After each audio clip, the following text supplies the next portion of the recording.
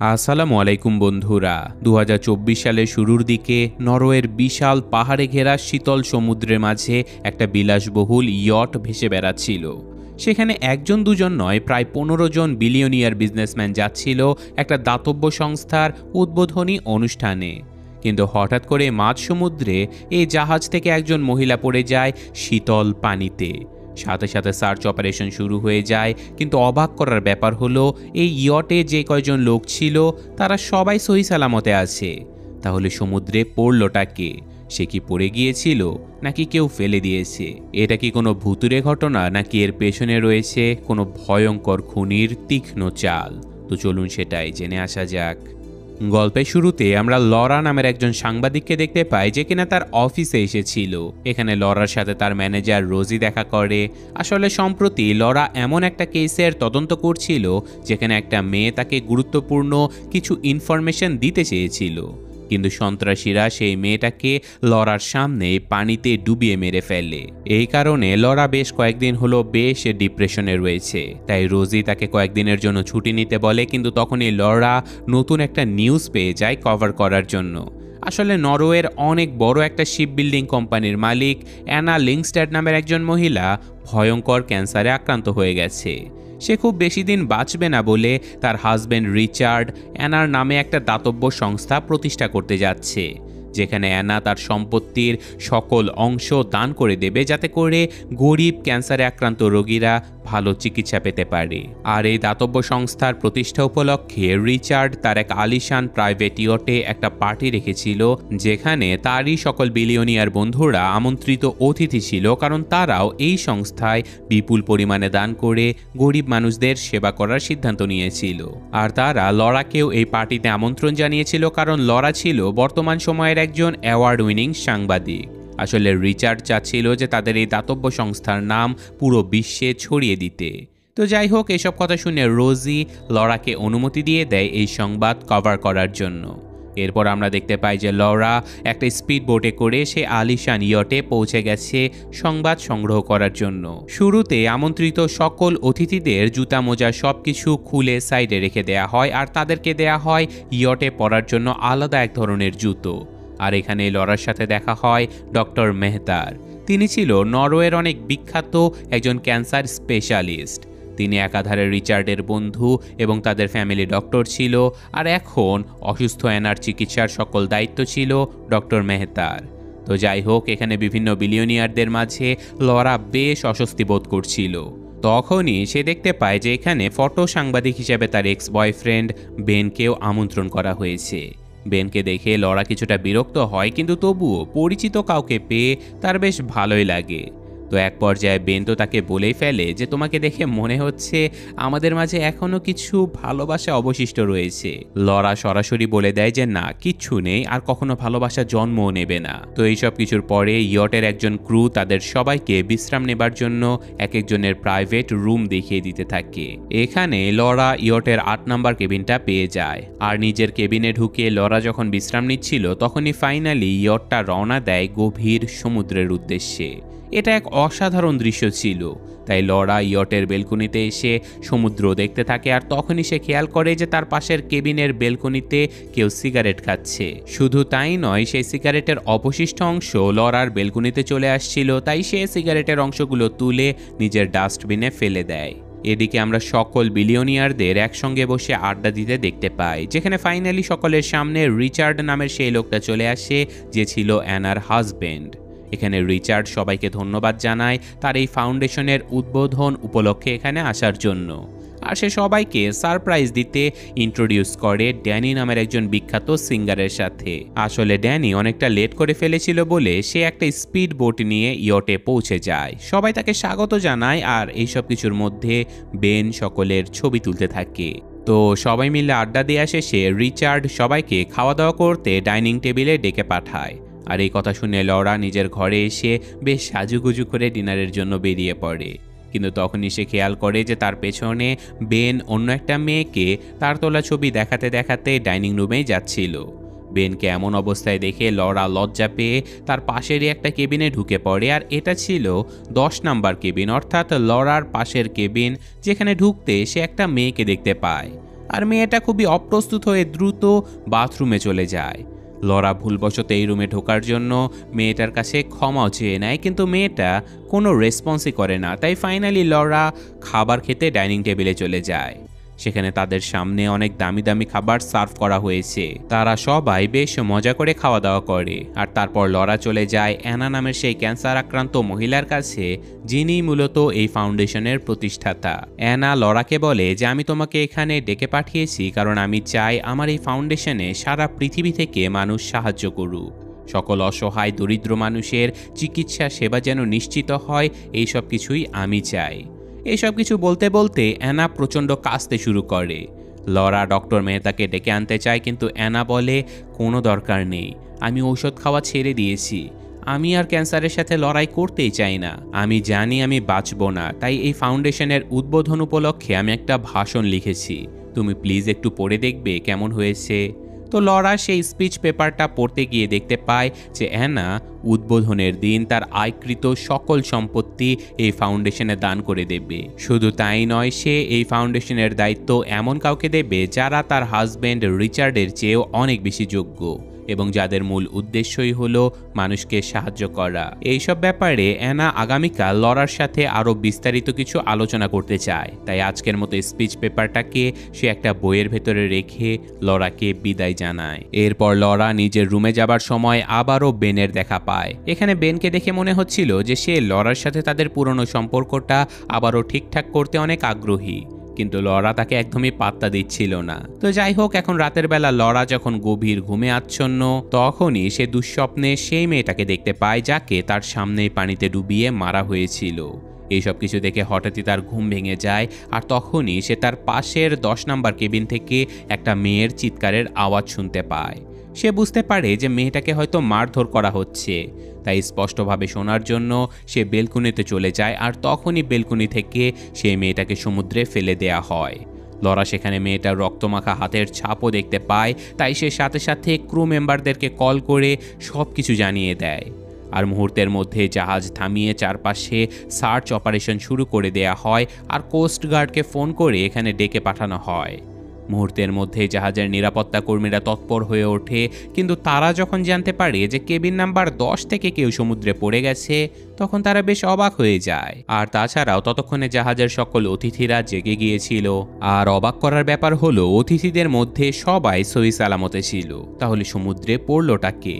এমন অবস্থায় রিচার্ড ঘটনাস্থলে চলে আসে, আর তারা সবাই লরাকে জিজ্ঞাসা করতে থাকে যে আপনি কি শিওর কেবিন নাম্বার 10 থেকে কেউ পানিতে পড়েছে, কারণ ওই কেবিনে তো কেউ থাকেই না।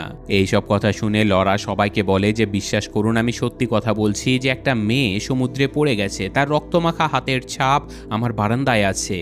এটা বলে সে সবাইকে হাতের ছাপ দেখাতে নিয়ে যায়, কিন্তু ততক্ষণে সেই হাতের ছাপ গায়েব হয়ে গিয়েছিল। শুধু তাই নয়, নিজের কথা প্রমাণ করার জন্য লরা সেই অবশিষ্ট সিগারেটের অংশগুলো সবাইকে দেখানোর জন্য তার ডাস্টবিনও চেক করে, যেগুলো 10 নম্বর কেবিন থেকে এই পাশে ফেলা হয়েছিল, কিন্তু এখানেও কিছুই ছিল না। এই সব কিছু দেখে উপস্থিত সকল অতিথিরা মনে করে যে লরা হয়তো কোনো দুঃস্বপ্ন দেখেছে, এইসব কিছু হয়তো তার মনের ভুল। বেচারি লরা সবাইকে বোঝানোর অনেক চেষ্টা করে, কিন্তু কেউ তার কথা বিশ্বাসই করে না। তো সেদিনের রাতটা কোনো রকমে কাটিয়ে পরদিন সকালে লরা এইসব ব্যাপারে তার ম্যানেজার রোজির সাথে আলোচনা করতে চাইলে খেয়াল করে যে তার ইন্টারনেট কাজই করছে না। সে ক্রু মেম্বারদেরকে রুমে ডেকে পাঠায়, আর তারা জানায় যে আসলে তাদের সিস্টেমে কিছু সমস্যার কারণে ইন্টারনেট কিছুক্ষণের জন্য বন্ধ হয়ে গেছে। এখানেই ক্রু মেম্বারের সাথে কথা বলে লরার কিছু একটা মনে পড়ে যায়, তাই সে সাথে সাথে রিচার্ডের কাছে গিয়ে বলে যে আমি আপনার ক্রু মেম্বারদের সাথে একটু কথা বলতে চাই, কারণ লরার ধারণা ছিল যে গেস্টদের মধ্যে যদি কেউ 10 নম্বর কেবিনে না থাকে, তাহলে হয়তো ক্রু মেম্বারদের মধ্যে কেউ 10 নম্বর কেবিনে গিয়েছিল। কিন্তু জাহাজের সকল ক্রু মেম্বারেরা ডেকে হাজির হয়, আর তারাও স্বীকারোক্তি দেয় যে তাদের মধ্যে কেউ গায়েব হয়নি। রহস্যের কোনো কুল কিনারা করতে না পেয়ে লরা বেশ হতাশ হয়ে যায়। আর তখনই ডক্টর মেহতা সেখানে এসে তাকে বলে যে মিসেস লরা, আপনি একটু বেশি চিন্তা করছেন। শুনেছি কয়েক মাস আগে আপনার সামনে একজন মেয়েকে মেরে ফেলা হয়েছে, হয়তো সেই ভয়ঙ্কর স্মৃতির কারণে আপনি এইসব ভুলভাল স্বপ্ন দেখছেন। বেচারি লরা কোনো উপায়ন্ত না পেয়ে এখান থেকে চলে যায় অ্যানার সঙ্গে দেখা করতে, কারণ আজকে অ্যানা তার স্পিচ নিয়ে লরার সাথে আলোচনা করতে চেয়েছিল। কিন্তু লরা তার রুমে গেলে মিসেস অ্যানা তাকে বলে, সরি লরা, আজ আমি একটু বেশি অসুস্থ, এই ঔষধগুলো আমাকে দিনকে দিন আরও দুর্বল করে ফেলছে, আমি এইসব ব্যাপার নিয়ে তোমার সাথে পরে আলোচনা করব। এটা বলে অ্যানা এখান থেকে চলে যায় আর লরা চলে আসে তার এক্স বয়ফ্রেন্ড বেনের সঙ্গে দেখা করতে। সে বেনকে বারবার বলতে থাকে যে দেখো, আমি সত্যি গতকাল কেবিন নাম্বার 10-এ একটা মেয়েকে দেখেছিলাম, আমি তো সেই রুমে ঢুকে তার সাথে একটু কথাও বলেছি, আর রাতের বেলা সেই মেয়েটাকে কেউ সমুদ্রের মাঝে ফেলেও দিয়েছে, আমি পানিতে মানুষ পড়ার শব্দও পেয়েছি। কিন্তু বেনও তার কথা বিশ্বাস করছিল না। সে বলে যে দেখো, অন্ধকারের মধ্যে এইসব ভুল হতেই পারে, ভুলে যাও এইসব। কিন্তু তখনই লরার মনে পড়ে যায় যে বেন তো জাহাজে আসার পর থেকে সকলের ছবি তুলেই যাচ্ছে, আর তার ছবিগুলো চেক করলে হয়তো সেই মেয়েটাকেও ছবির মাঝে কোথাও দেখা যাবে। তাই লরার সাথে সাথে বেনের তোলা সকল ছবিগুলো চেক করতে থাকে। যদিও সে এই জাহাজে তোলা ছবিগুলোর মধ্যে ওই মেয়েটাকে খুঁজে পায় না, তবে 2 মাস আগে একটা পার্টিতে তোলা কয়েকটা ছবির ভেতরে সে ওই মেয়েটাকে দেখতে পায়। লরা বেনকে বলে যে আরে, এই মেয়েটাকেই তো আমি 10 নম্বর কেবিনে দেখেছিলাম, তুমি এই ছবি কোথায় তুলেছ? বেন বলে যে 2 মাস আগে আমি অ্যাডামের একটা পার্টিতে গিয়েছিলাম, সেখানে এই মেয়েটা এসেছিল, আমি তো মেয়েটাকে চিনিও না, ক্যামেরাতে কিভাবে ছবি উঠেছে সেটাও খেয়ালই করিনি। তাই সাথে সাথে লরা সেই ছবিটা নিয়ে রিচার্ডের কাছে চলে যায় আর তার কাছে সব কিছু বলে দেয় যে গতকাল রাতে সে এই মেয়েটাকে 10 নম্বর কেবিনে দেখেছিল। রিচার্ড নিজেও এই মেয়েটার ব্যাপারে জানার জন্য অ্যাডামকে ডেকে পাঠায়, কিন্তু মেয়েটাকে দেখে অ্যাডাম একদমই চিনতে পারে না। সে বলে যে দেখো, আমার পার্টিতে শত শত মানুষকে ইনভাইট করা হয়, তারা তাদের সাথে আরও 2-3 জনকে সাথে করে নিয়ে আসে আমার পার্টিতে, আমি তো আর সবাইকে চিনতে পারি না। এই কথা শুনে লরা খুবই বিরক্ত হয়ে যায়, যা দেখে রিচার্ড তাকে বলে যে দেখো লরা, তুমি যদি চাও আমি এই মেয়ের ব্যাপারে আরও খোঁজ খবর নিতে পারি, কিন্তু এখন তুমি এত টেনশন নিও না, কারণ এই পার্টি আমাদের সকলের জন্য খুবই গুরুত্বপূর্ণ, আমি চাই সবাই এই পার্টিতে আনন্দ করুক। তুমি এক কাজ করো, স্পা সেন্টারে গিয়ে কিছুক্ষণ বডি ম্যাসাজ করিয়ে নাও, দেখবে তোমার অনেক ভালো লাগবে। তাই এখন লরা স্পা সেন্টারে গিয়ে বডি ম্যাসাজ করতে থাকে, আর তারপর সে যখন শাওয়ার নিচ্ছিল তখনই কেউ একজন তার সামনে স্টপ লিখে পালিয়ে যায়, অর্থাৎ রহস্যময় সেই লোক লরাকে এইসব কিছু করতে নিষেধ করছে। লরার সাথে সাথে বাইরে বেরিয়ে এসে সেই লোকটাকে খুঁজতে থাকে, কিন্তু সে কাউকেই দেখতে পায় না। তবে হ্যাঁ, তার অপোজিট পাশের রুম থেকে তখনই আবার অ্যাডাম বেরিয়ে আসে। এটা দেখে লরা অ্যাডামকে অনেক সন্দেহ করতে থাকে, আর সৌভাগ্যবশত সেখানে সিসি ক্যামেরা থাকার কারণে সে সাথে সাথে কন্ট্রোল রুমে গিয়ে ক্যামেরার ফুটেজ চেক করতে চায়। কিন্তু কন্ট্রোল ম্যানেজার তাকে জানায় যে জাহাজে এমন হাই প্রোফাইল পার্টি হলে তারা ক্যামেরাগুলো বন্ধ করে রাখে, কারণ চালু রাখলে গেস্টদের প্রাইভেসি নষ্ট হয়। বেচারি লরা এবারও কোনো তথ্য পায় না, তাই সে হতাশ হয়ে নিজের রুমে এসে আবারও গোসল করতে থাকে। তখনই সে খেয়াল করে যে তার মাথার চুলগুলো ওয়াশরুমের পানি নিষ্কাশনের পাইপের দিকে আটকে যাচ্ছে। এটা দেখে লরা ভাবে যদি 10 নম্বর কেবিনে সত্যি ওই মেয়েটা থেকে থাকে তাহলে সেও গোসল করেছে, আর তার চুলও হয়তো ওয়াশরুমের নিচে আটকে রয়েছে। তাই সাথে সাথে লরা নিজের জীবনের ঝুঁকি নিয়ে বারান্দা দিয়ে চলে যায় 10 নম্বর কেবিনের ভেতরে। আর হ্যাঁ, বেশ কিছুক্ষণ খোঁজাখুঁজি করার পরে বেসিনের ড্রেন লাইনে সে বেশ কিছু চুল খুঁজে পায়। লরা সেগুলো সংগ্রহ করে বেনের কাছে চলে আসে আর তাকে বোঝাতে থাকে যে এই দেখো, 10 নম্বর কেবিনে আমি এই চুলগুলো পেয়েছি, যদি ওই কেবিনে কেউ নাই থাকবে তাহলে এই চুলগুলো আসলো কোথা থেকে? আমি তোমাকে সত্যি বলছি, এই চুলগুলো যে মেয়েটার, তাকেই ওই দিন সমুদ্রে ফেলে দেয়া হয়েছে। বেন লরার সকল কথাই বুঝতে পারে, কিন্তু তবুও সে লরাকে বোঝায় যে দেখো, আমরা এখন এই জাহাজ থেকে কোথাও যেতে পারবো না, আর অন্তত এই সময়টা তুমি এই কোটিপতি মানুষদের সঙ্গে কোনো ঝামেলা করো না, কারণ এদের অনেক বড় বড় মানুষের সাথে সম্পর্ক রয়েছে আর এরা যে কোনো কিছু করতে পারে। তবে আমি তোমাকে কথা দিচ্ছি, জাহাজ বন্দরে পৌঁছালে আমরা দুজন একসঙ্গে পুলিশকে সবকিছু জানাবো, কিন্তু এখন তুমি প্লিজ শান্ত থাকো। কিন্তু লরা কোনোভাবেই শান্ত থাকতেই পারছিল না। এরপর লরা যখন সবার সাথে খাবার খাচ্ছিল তখনই সেখানে জিমি নামের একজন লোক লরার অস্বস্তি দেখে তার সাথে কথা বলে কমফোর্ট দেবার চেষ্টা করছিল। তখনই লরা তাকে জিজ্ঞাসা করে, তুমি রিচার্ড এবং অ্যানাকে কিভাবে চেনো? তখন জিমি বলে যে দেখো, আমি নিজেও একজন ধনী মানুষ, আমার একটা সফটওয়্যার কোম্পানি আছে যেখানে আমি রিচার্ডের জন্য একটা এআই ফেস রিকগনিশন সফটওয়্যার তৈরি করেছি। রিচার্ড আমার কোম্পানিতে অনেক টাকা ইনভেস্টও করেছে। তো এইসব কথাবার্তার মধ্যে সেখানে অ্যানা চলে আসে, আর রিচার্ড সবাইকে উদ্দেশ্য করে বলতে থাকে যে অ্যানার সাথে তার জীবন কত সুন্দরভাবে কেটেছে। সে অ্যানাকে নিয়ে অনেক গর্ব করতে থাকে। শুধু তাই নয়, অ্যানা এটা ভেবে অনেক খুশি ছিল যে অন্তত তার মৃত্যুর পরে শত শত অসুস্থ দরিদ্র মানুষেরা ভালো চিকিৎসা পাবে, আর সে পাবে দোয়া।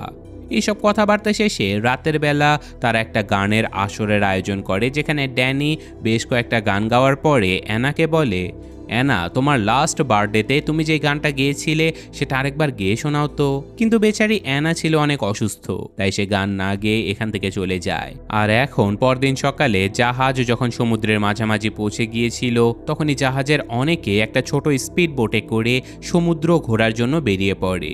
আর এই সুযোগে লরা সকলের চোখের আড়ালে স্টাফ রুমে চলে যায়। সেখানে লরা জাহাজের ক্রু মেম্বারদেরকে সেই মেয়েটার ছবি দেখায় আর জিজ্ঞাসা করে যে তোমরা কি এই মেয়েটাকে জাহাজের ভেতরে কখনো দেখেছিলে? সকল স্টাফেরা এক বাক্যে জবাব দেয় যে না, তারা এই মেয়েটাকে কখনো দেখেইনি।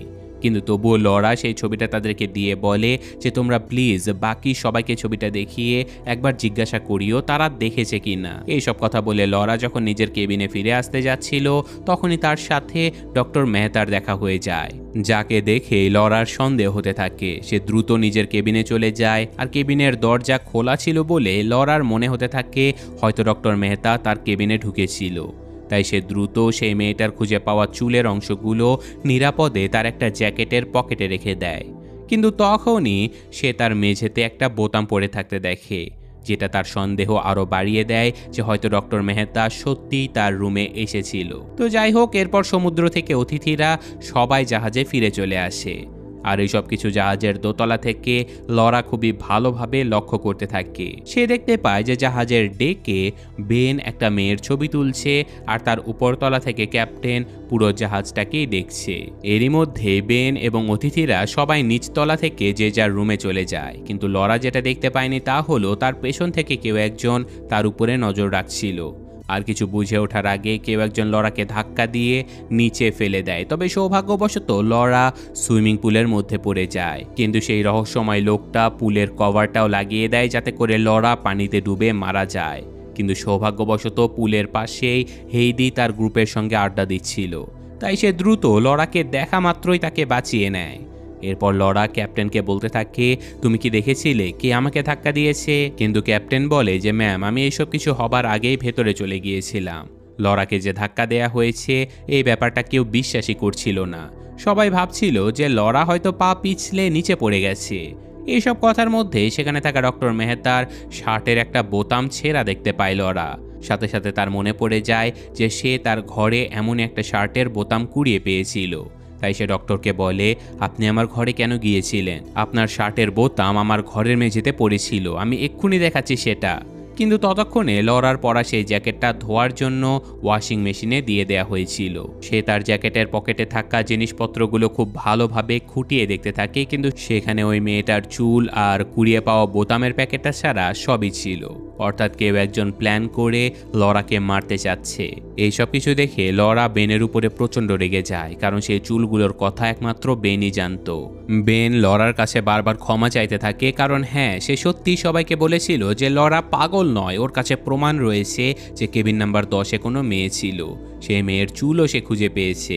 যদিও বেনের উদ্দেশ্য ছিল লরাকে সাপোর্ট করা, কিন্তু ওই কারণে লরার কাছে থাকা সকল প্রমাণগুলো হাতছাড়া হয়ে যায়। তাই লরা রেগেমেগে তার ঘরে ঢুকে পড়ে। আর এদিকে এই সব কিছু দেখে সিঙ্গার ড্যানি দ্রুত এই ইয়ট ছেড়ে চলে যেতে থাকে, কারণ ড্যানি ইতিমধ্যেই বেশ কিছু মাদক মামলায় জর্জরিত ছিল।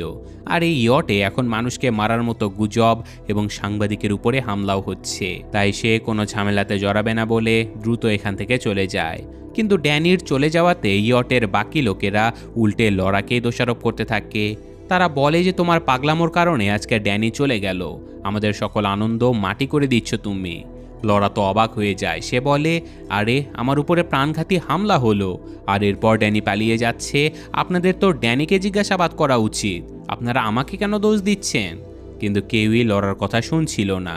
সবাই তাকে এসব আজগুবি পাগলামি বন্ধ করতে বলে। বেচারি লরা এসব কিছু দেখে হতাশ হয়ে তার ঘরে গিয়ে বসে থাকে, কিন্তু তখনই হঠাৎ কেউ একজন তার দরজাতে নক করে। লরা খুব সাবধানে ভয়ে ভয়ে দরজা খুলে দেখতে পায় কেউ একজন দৌড়ে পালিয়ে যাচ্ছে।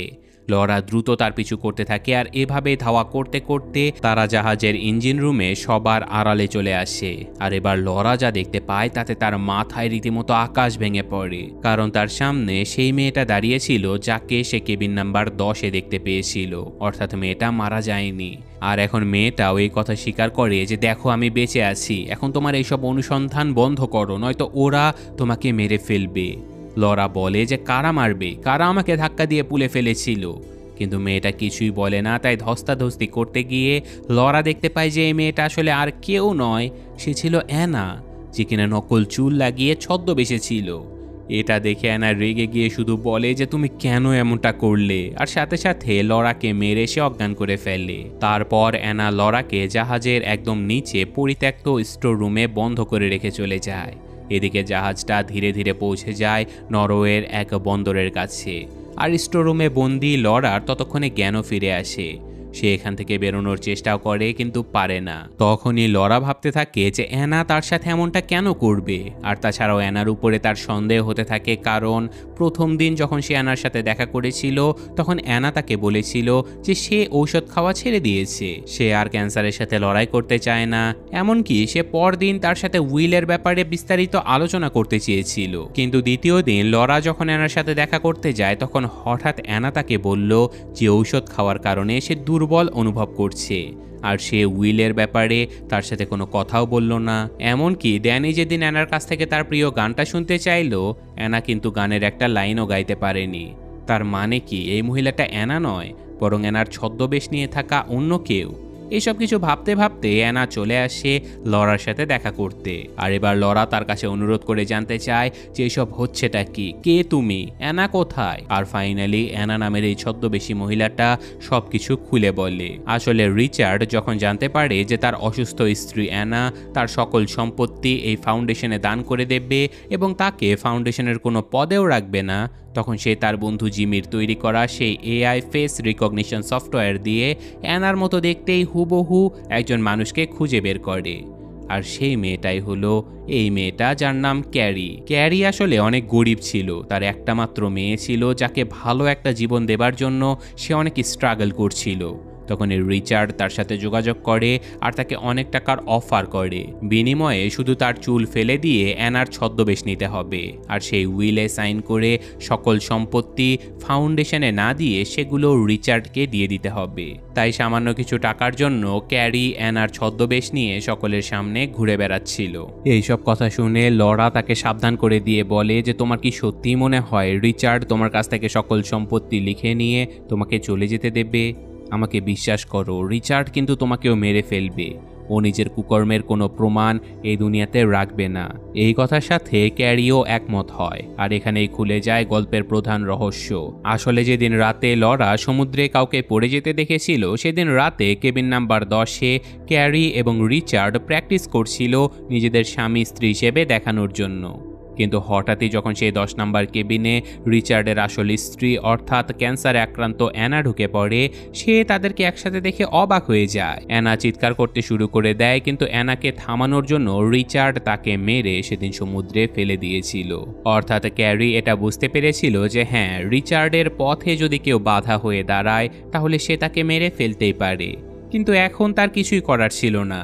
তাই আবারও লরাকে এখানে বন্ধ করে রেখে সে চলে যায় সরাসরি রিচার্ডের সঙ্গে দেখা করতে, যে কিনা এখন তার বন্ধুদের সাথে বসে গল্প করছিল, কারণ তারা খুব শীঘ্রই তীরে পৌঁছাতে চলেছে। সে ক্যারির সাথে এত ভালো আচরণ করছিল যে কারো মনে সন্দেহের কোনো অবকাশই ঘটেনি।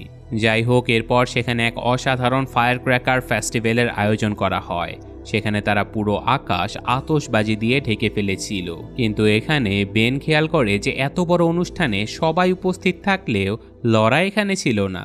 তাই সে লরাকে তার কেবিনে খুঁজতে গেলে দেখতে পায় যে ডক্টর মেহতা লরার কেবিন থেকে বের হচ্ছে, আর ডক্টর বেনকে বলে যে আসলে লরা অনেক অসুস্থ, ও সবেমাত্র একটু ঘুমিয়েছে, ওকে ডিস্টার্ব করো না।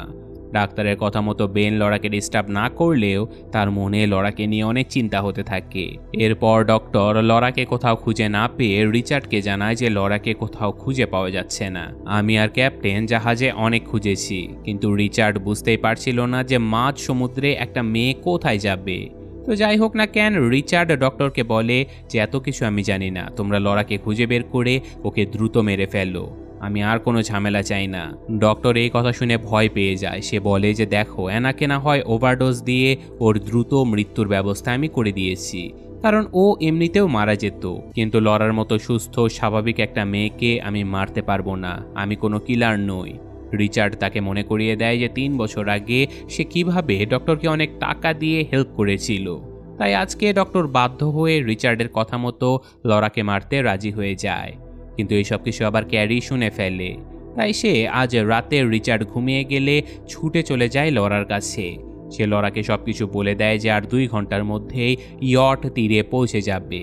সেখানে এক অনুষ্ঠানের মাধ্যমে সম্পত্তি হ্যান্ডওভার করা হবে রিচার্ডের কাছে। আর এই জাহাজের ডক্টর আর ক্যাপ্টেন তোমাকে মারার জন্য খুঁজে চলেছে। তাই লরা ক্যারিকে বলে যে তুমি জাহাজ থেকে নেমে সোজা পুলিশের কাছে চলে যাও, ওরা তোমাকে বাঁচাতে পারবে। কিন্তু ক্যারি বলে যে না, আমি এমনটা করতে পারবো না, তাহলে পুলিশ আমাকেও খুনির সাহায্যকারী হিসেবে ধরে ফেলবে, আমি আমার মেয়েকেও হারিয়ে ফেলবো, তুমি অন্য কোনো একটা প্ল্যান বানাও প্লিজ। আর এখানে লরা একটা মোক্ষম প্ল্যান বানিয়ে ক্যারিকে শুধু এটুকু বলে যে একটা কথা মনে রেখো, তুমি উইলে সাইন করার আগ অবধি রিচার্ড তোমার কোনো ক্ষতি করবে না, আর সাইন করার আগেই আমি তোমাকে বাঁচাতে পৌঁছে যাব, কোনো চিন্তা করো না। এই কথা শুনে ক্যারি কিছুটা সাহস পায় আর এখান থেকে চলে যায়। আর শুধু ক্যারি নয়, একে একে জাহাজের সকল মেহমান ডেকে চলে আসে, কারণ তারা এখন তীরের খুবই কাছাকাছি ছিল। সবার মাঝে বেন তখনও লরার জন্য প্রচণ্ড চিন্তা করছিল। তাই সে আবারও লরাকে ডাকতে গেলে একজন ক্রু মেম্বার তাকে থামিয়ে দিয়ে বলে যে ডক্টর মেহতা লরাকে ঘুমের ঔষধ দিয়েছে, লরা খুবই ক্লান্ত, প্লিজ ওকে ডিস্টার্ব করবেন না স্যার। এদিকে ডক্টর মেহতা পুরো ইয়ট খুঁজতে খুঁজতে যে স্টোর রুমে লরা লুকিয়েছিল সেখানে পৌঁছে যায়, কিন্তু লরা এ যাত্রাতেও লুকিয়ে নিজেকে বাঁচিয়ে নেয়। এদিকে জাহাজের সবাই যখন একটা ছোট নৌকাতে উঠে তীরের দিকে যাচ্ছিল, তখনই বেনের মনে হয় যে না, লরাকে এভাবে একা ফেলে যাওয়া ঠিক হচ্ছে না। তাই সে বোট থেকে আবারও জাহাজে চলে আসে। আর ততক্ষণে লরাও স্টোর রুম থেকে বেরিয়ে অ্যানার ঘরে চলে যায়, আর তার লেখা সেই ভাষণটাকে সে নিজের কাছে রেখে দেয়। তারপর সরাসরি কোস্ট গার্ডকে কল করে সাহায্য নেবার চেষ্টা করে, কিন্তু এখানেই সে ধরা পড়ে যায় ডক্টর মেহতার কাছে। ডক্টর এবং ক্যাপ্টেন লরাকে মারার জন্য প্রাণপণে ধাওয়া করতে থাকে। লরা একা একা কোনোভাবেই ওদের দুজনের সাথে পারছিল না। আর তখনই সেখানে বেন চলে আসে লরাকে বাঁচাতে। বেন ডক্টরের সাথে বেশ লড়াই তো করে, কিন্তু ডক্টর তার কাছে একটা বিষ ভর্তি ইঞ্জেকশন নিয়েছিল, যেটা কিছু বুঝে ওঠার আগেই সে বেনের গলায় বসিয়ে দেয়। বেচারা বেন মুহূর্তের মধ্যেই দুর্বল হয়ে পড়ে, তবুও সে ডক্টরকে আটকে রেখে লরাকে এখান থেকে পালিয়ে যেতে বলে। আর লরাও কোনো রকমে ক্যাপ্টেনকে ফাঁকি দিয়ে সোজা সমুদ্রে ঝাঁপিয়ে পড়ে। তারপর সে দ্রুত সাঁতরে তীরে উঠে পড়ে আর একটা পরিত্যক্ত ঘরে গিয়ে আগুন জ্বালিয়ে সে নিজেকে গরম করে আর তার কাপড়গুলোও শুকিয়ে নেয়। এখানে তার বেনের সাথে কাটানো সুন্দর মুহূর্তগুলো খুবই মনে পড়তে থাকে। সে বুঝতে পারে যে বেন আসলে তাকে অনেক ভালোবাসতো। আর এদিকে রিচার্ড আলাদাভাবে ডক্টরের সাথে দেখা করে লরার ব্যাপারে জিজ্ঞাসা করে, যেখানে ডক্টর তাকে জানায় যে লরা পানিতে ঝাঁপ দিয়েছে। আমি শিওর এই বরফ শীতল পানিতে পড়ে মেয়েটা হয়তো এতক্ষণে মারা গেছে, কিন্তু লরাকে বাঁচাতে ওর এক্স বয়ফ্রেন্ড বেন এগিয়ে এসেছিল, আর দুর্ভাগ্যবশত আমার হাতে ওই ছেলেটার মরতে হয়েছে, তবে আমি ওর লাশ ঠিকানা লাগিয়ে দিয়েছি। তো এইসব কথা শুনে রিচার্ড দ্রুত অ্যানার লেখা সেই উইল বদলানোর চেষ্টা করে। তাই সে অ্যানার সকল উকিলদের সাথে একটা মিটিং ফিক্স করে, যেখানে নকল অ্যানাকে নিয়ে সে হাজির হয়ে যায়। আর নকল অ্যানা তার সকল উকিলদেরকে এটা বলে যে দেখুন, আমি অনেক ভেবেচিন্তে সিদ্ধান্ত নিয়েছি যে আমার এই অসুস্থতার সময় আমার হাজবেন্ড রিচার্ড সবসময় আমার পাশে ছিল, তাই আমি আমার সকল সম্পত্তি রিচার্ডকে দিয়ে দিতে চাই। কথাটা শুনে উকিলেরা বেশ অবাক হলেও তাদের তো কিছু করার ছিল না, কারণ অ্যানার সম্পত্তি সে যাকে ইচ্ছে দিতেই পারে। তাই সকলের সামনে এবার অ্যানা দলিলে সই করে সকল সম্পত্তি রিচার্ডকে দিয়ে দেয়। এদিকে লরা ততক্ষণে এই ফ্যাসিলিটিতে ঢুকে পড়েছিল, আর একদম শেষ মুহূর্তে তাকে দেখে ফেলে অ্যানার সিকিউরিটি অফিসার জর্জি।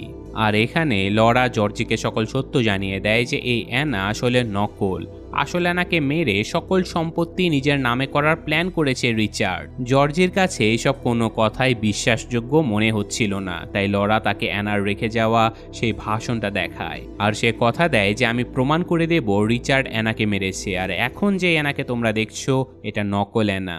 এদিকে রিচার্ড ক্যারিকে সেজেগুজে প্রস্তুত হতে বলে আর বলে যে অনুষ্ঠানের সময় তুমি কোনো কথা বলবে না, ভাষণ আমি দেব, তুমি ব্যাস অসুস্থতার অজুহাতে আমার পাশে দাঁড়িয়ে থাকবে। এইসব কিছু বুঝিয়ে তারা সবাই অনুষ্ঠানে যোগ দেয়, আর এখানে রিচার্ড তার স্ত্রী অ্যানার অনেক প্রশংসা করতে থাকে। আর তখনই সেখানে লরাকে দেখে রিচার্ড বেশ ভয় পেয়ে যায়, তার কথা আটকে যেতে থাকে। আর তখনই লরা চেয়ার ছেড়ে উঠে সোজা স্টেজে গিয়ে সবাইকে বলে যে দেখুন, অ্যানা চায় আমি যেন তার হয়ে কিছু কথা বলি, কিন্তু রিচার্ড দ্রুত গার্ডদেরকে আদেশ করে লরাকে এখান থেকে সরিয়ে দিতে। সে বলে যে লরা অসুস্থ, সে পাগল, কিন্তু অ্যানা সবাইকে থামিয়ে দিয়ে বলে ওকে বলতে দাও। বেচারা রিচার্ড কিছুই করতে পারে না, আর লরা এখন অ্যানার লেখা সেই ভাষণটা পড়তে শুরু করে, যেখানে অ্যানা লিখেছিল, আমি অ্যানা লিংস্ট্যাড, আমার দাদা জর্জ লিংস্ট্যাড আজ থেকে 70 বছর আগে ছোট্ট একটা নৌকা তৈরির কারখানা তৈরি করে, যেটা আজ এত বড় একটা শিপ বিল্ডিং কোম্পানিতে পরিণত হয়েছে। কিন্তু সৃষ্টিকর্তা চায়নি এইসব কিছু আমি একা ভোগ করি, তাই আজ মরণ ব্যাধি ক্যান্সারে আক্রান্ত হয়ে গেছি আমি। তবে আমি মারা যাবার আগে গরিব মানুষদের কল্যাণে আমি আমার সম্পূর্ণ সম্পত্তি এই লিংস্ট্যাড ফাউন্ডেশনে দান করে দিতে চাই, আর এই পুরো সম্পত্তির দায়ভার আমি নরওয়ের সবচেয়ে বড় স্বেচ্ছাসেবী সংগঠনকে দিতে চাই। সেই সংগঠনের কোনো পদে আমার হাজবেন্ড রিচার্ড থাকবে না। এইসব কথা শুনে রিচার্ড পাগল হয়ে যায়। সে তার অতিথিদেরকে বলে যে এইসব কথা লরা নিজেই লিখে এনেছে, এগুলো অ্যানার কোনো কথা নয়। কিন্তু পেছন থেকে নকল অ্যানা বলে যে না, এগুলো আমারই কথা, আমি এমনটাই চাই। এগুলো শুনে রিচার্ড সবার সামনে নকল অ্যানাকে হুমকি দেয় যে আমি তোকে ছাড়বো না, তুই বাঁচতে পারবি না। কথাটা শুনে উপস্থিত সবাই অবাক হয়ে যায় যে রিচার্ড অ্যানাকে কোন সাহসে হুমকি দেয়, কারণ ওরা তো জানতো না যে অ্যানা আসলে নকল। তাছাড়াও ঝামেলা শেষ করতে রিচার্ড সবাইকে বলে যে দেখুন, আজকের অনুষ্ঠান এখানে শেষ করা উচিত, অ্যানার শরীর অনেক খারাপ, ওকে বিশ্রাম নিতে হবে। কিন্তু অ্যানা বলে তুমি কোনো চিন্তা করো না, আমি একদম সুস্থ আছি রিচার্ড, এই অনুষ্ঠান চলবে। এইসব কিছু দেখে রিচার্ড রেগেমেগে এটা বলেও ফেলে যে তোর এত বড় সাহস, তুই নিজেকে অ্যানা ভাবতে শুরু করেছিস। ব্যাস এই কথাটাই ধরে বসে লরা। সে বলে যদি এই মেয়েটা আসল অ্যানা না হয় তাহলে আসল অ্যানাকে, যার উত্তর রিচার্ড দিতে পারে না। তাই সে একটা ছুরি ক্যারির গলায় ধরে তাকে জিম্মি করে এই অনুষ্ঠান থেকে পালিয়ে যেতে থাকে। অনুষ্ঠানে উপস্থিত সকল লোকেরা কিছুই বুঝতে পারছিল না, তাই লরা তাদেরকে বলে দেয় যে হ্যাঁ, এই মেয়েটা অ্যানা নয়। রিচার্ড তো শুরুতে অ্যানাকে মেরে সমুদ্রে ফেলে দিয়েছে। এইসব কিছু বলে সে চলে যায় ক্যারিকে বাঁচাতে। শুধু তাই নয়, অ্যানার গার্ড জর্জি দ্রুত বন্দুক বের করে আনে রিচার্ডকে থামানোর জন্য। এদিকে রিচার্ড যখন ক্যারিকে মারতেই যাচ্ছিল তখনই জর্জি রিচার্ডের কাঁধে গুলি করে দেয়, কিন্তু রিচার্ড তবুও থামছিল না। আর জর্জিও এবার নিশানা লাগাতে পারছিল না, তাই লরা পেছন থেকে হাতুড়ি নিয়ে সে রিচার্ডকে মেরে অজ্ঞান করে ফেলে। আর এই ঘটনার পরে সেখানে পুলিশ এসে হাজির হয়, আর রিচার্ড সহ তার সহকারী ডক্টর এবং ক্যাপ্টেনকে গ্রেফতার করে নেওয়া হয়। আর এরপর আমরা 1 মাস পরের ঘটনা দেখতে পাই, যেখানে লরা বেনকে নিয়ে একটা আর্টিকেল লিখেছিল। এছাড়াও অ্যানার এই বিশাল ডোনেশনের ঘটনাটা বিশ্বব্যাপী ভাইরাল হয়ে গিয়েছিল, কারণ অ্যানার সেই অর্থ দিয়ে ক্যান্সারের ঔষধ খোঁজার একটা বিশাল রিসার্চ করা হচ্ছিল। তো এই ঘটনার সাথে সাথে আজকের এই গল্পটা এখানেই শেষ হয়ে যায়। কেমন লাগলো গল্পটা কমেন্টে জানাবেন। আশা করি অনেক ভালো লেগেছে, কারণ এমন থ্রিলার আসলে সচরাচর দেখা যায় না। তো আজকের মতো আমি বিদায় নিচ্ছি। আল্লাহ হাফেজ।